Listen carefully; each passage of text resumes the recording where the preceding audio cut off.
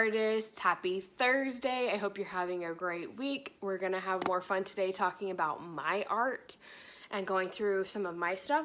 So we've talked about middle school art. We talked about high school art. I want to take a few minutes and talk real quick about my junior and senior year in high school.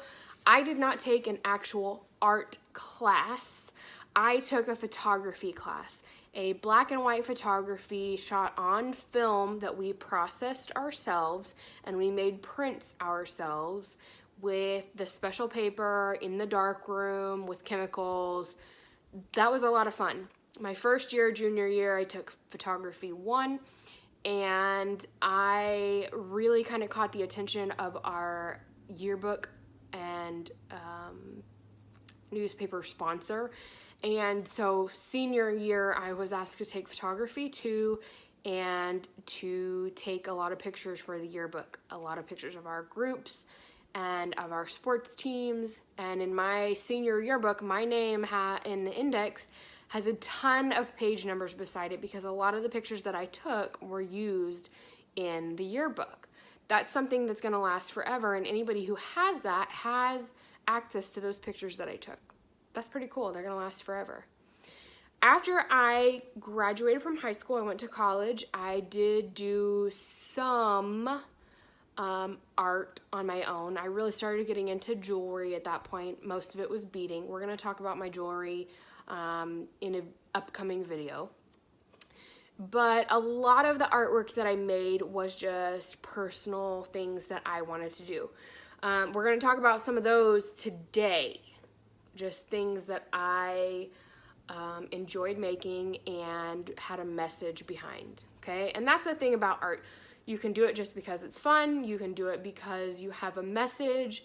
You get to decide what your artwork stands for and what it means, okay? So this is Beauty Isn't Black or White, and I was kind of speaking out about the beauty industry, about how, you have to look a certain way, you have to dress a certain way. So this is just the word beauty, and it goes from red all the way through the color wheel over to purple. This is actually a bit of a reddish violet, a red violet. Okay, so that's one of the pieces. Another piece was kind of a continuation of my eyes. I love the eyes that I had done.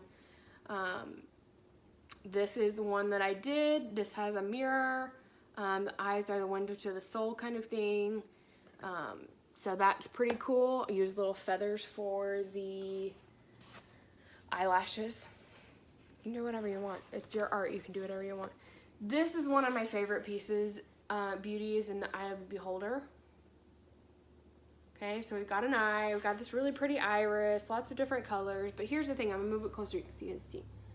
In the iris. I don't know if you can even see that. In the iris, it is the word beauty written over and over and over again in lots of different colors. So I mapped out what I wanted the iris to look like, and then I actually took the word beauty and wrote it with different colored Sharpies round and round and round and round and round and round until I filled in the eye. So you have to get up close to look at it to see that that's even there, but it's there. It's another one of those little messages that beauty is in the eye of the beholder. You get to decide what beauty is. You get to decide what's beautiful. Sorry. You get to decide what your art means and whether or not it's good. That's not for anybody else to decide. They can have their own opinion, but they don't get to tell you this is great, this is not good. So you get to decide that, nobody else. One more thing that I did on my own in college was this. This is my illustrated alphabet. Okay, so these are just little cards. They're almost like playing cards that you would play, solitaire or war with or something like that. But each letter of the alphabet has a different object that starts with that letter.